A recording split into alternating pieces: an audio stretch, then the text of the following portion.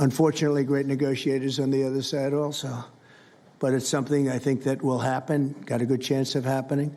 I may go there sometime toward the end of the week, maybe on Sunday, actually, and we'll see. But there's a very good chance negotiations are going along very well. We're dealing with Hamas and many of the countries. As you know, we have all of the Muslim countries are included. All of the Arab countries are included. Very rich countries and some that are not so rich, but just about everybody's included. It's never happened before. Nothing like that's happened before. And our final negotiation, as you know, is with Hamas. And it seems to be going well. So we'll let you know. If that's the case, we'll be leaving probably on Sunday, maybe Saturday, maybe a little later than Saturday evening. But that seems to be our schedule. It should be clear to all Americans that we have a very serious left-wing terror threat in our country. Radicals associated with the domestic terror group Antifa that you've heard a lot about lately, and I've heard a lot about them for 10 years. And other far-left extremists have been carrying out a campaign of violence against ICE agents and other officials charged with enforcing federal law. In Chicago, anarchists have surveilled at least 4 local ICE facilities and posted diagrams of the buildings online, meaning nothing but bad, accompanied by photos of specific ICE agents that they're targeting, one in particular who's a top person and a great patriot. In July, approximately a dozen Antifa-aligned militants stormed the ICE facility in Texas and then lured officers out of the building before firing dozens of rounds at police. They were crazy, frankly, shooting one Texas officer in the neck. And in Portland, Oregon, Antifa thugs have repeatedly attacked our officers and laid siege to federal property in an attempt to violently stop the execution of federal law. Everything we're doing is very lawful. What they're doing is not lawful. And what the governor and the mayor of, as an example, you could say of Portland, and you can say certainly of Chicago, it's not lawful what they're doing. They have to be very careful. In addition, 2 weeks ago, a radical left terrorist in Dallas conducted a sniper attack on a local ICE facility, killing 2 people and leaving behind a note that read, "Hopefully this will give ICE agents some real terror." That's bad. This attack came the very same month that Charlie Kirk was assassinated by a far-left extremist who inscribed the words, "Hey, fascist, catch," meaning catch the bullet, onto the bullet shelf itself. The epidemic of left-wing violence and Antifa-inspired terror has been escalating for nearly a decade. At universities, Antifa has organized riotous mobs to attack campus speakers. I see it all the time. And these are agitators, anarchists, and they're paid. And you'll find that out. You'll be finding it out very soon. You should see what we have on these people. These are bad people. These are people that want to destroy our country. We're not going to let it happen. They've used armed gangs to assault local police in cities nationwide, and they've attacked journalists reporting on their crimes. So the journalists that report on their crimes, don't worry, you're very safe. I hope that's not going to turn you around, but they have been very threatening to people, but we're going to be very threatening to them, far more threatening to them than they ever were with us, and that includes the people that fund them.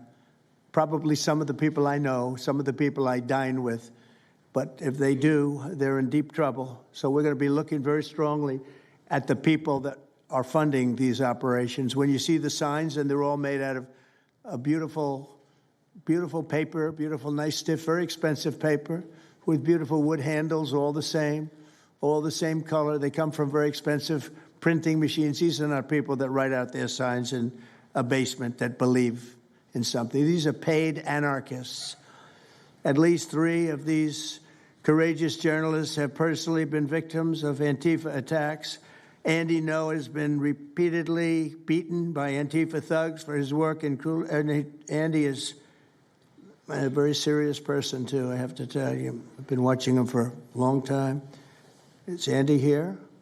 That's what I thought. Hello, Andy. I thought that was you.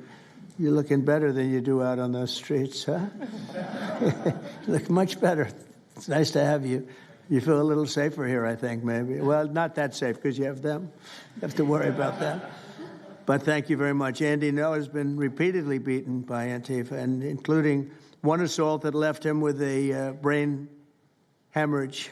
Only days ago, Nick Sortor was assaulted in Portland by a flag-burning mob, and we've made it 1 year penalty for inciting riots. We took the freedom of speech away because that's been through the courts, and the court said you have freedom of speech. But what has happened is when they burn a flag, it agitates and irritates crowds. I've never seen anything like it on both sides, and you end up with riots. So we're going on that basis. We're looking at it not from the freedom of speech, which I always felt strongly about, but never passed the courts. This is what they do, is they incite. When you burn an American flag, you incite tremendous violence. We have many examples of it, many examples of it, and it's actually down on tape, and you see things happen that just don't happen unless it's the flag that's burning. Very recently, Katie Davis Court was hit in the face with a flagpole in Portland by an Antifa radical, leaving her with a very blackened eye. So, Katie, thank you very much. And I'd like to also say that I watched Nick. Where's Nick? Is Nick here? Right here. Nick? Hi, Nick. That was a rough time you went through. I hope you got my little note. I wrote you a note. Yeah, I really appreciate that. It helped a lot because it was a difficult situation. It was very stressful, and your note helped a lot. I truly appreciate it. I thought it was terrible, actually. I thought it was terrible. So we'll talk about it a little bit. Under the last administration, the Department of Justice targeted faithful Catholics, Christians, and patriotic parents as domestic extremists. They said, oh, they're extreme because they believe in God. They're extreme because they go to Catholic church, or evangelicals, where everybody was under the gun. Unless you were a really bad, sick person, then they left you alone. Under the Trump administration, we're going after Antifa criminals, and all who fund and support their campaigns are in serious trouble. And we have a lot of records already, a lot of surprises, a lot of bad surprises. It's people that you would never think. I want to thank Attorney General Pam Bondi, who, by the way, yesterday was incredible in Congress. It was amazing, and she just did it from the heart and the brain, because she's very smart, in all fairness. But she did it from the heart, and she did it an incredible. Everybody was talking about it. She exposed some of these fake senators, these terrible senators, people like Blumenthal that had a phony war record. For 20 years, he talked about what a hero he was, and it turned out he never went to Vietnam. For 20 years, he talked about being a hero in Vietnam. Then it was exposed when he said what platoon he was with, and it was exposed that somebody was watching from that particular platoon. They said he was never with us. And then he went out and he cried, and he was ready to drop out of the election. And disgraceful. And then he looks at people like Pam and he starts criticizing her, and she's a patriot. They ought to do something with that. You know, we have a young congressman that's right now in jail for lying about where he went to college and other things. It was, frankly, not good. It was pretty bad. But it was nothing compared to Blumenthal. I mean, what Blumenthal did, he was for 20 years a hero, a great war hero. And then he sits back and, sanctimonious kind of a guy, looks down, how dare you do this to the American public, What a fake. But I thought Pam was incredible yesterday, as well as Secretary Kristi Noem, who's really out there courageously, and I appreciate it, Kristi, amazing what you're doing. FBI Director Kash Patel, who's really coming up with some great information, Kash. It's great. Keep it coming, because there's plenty of it.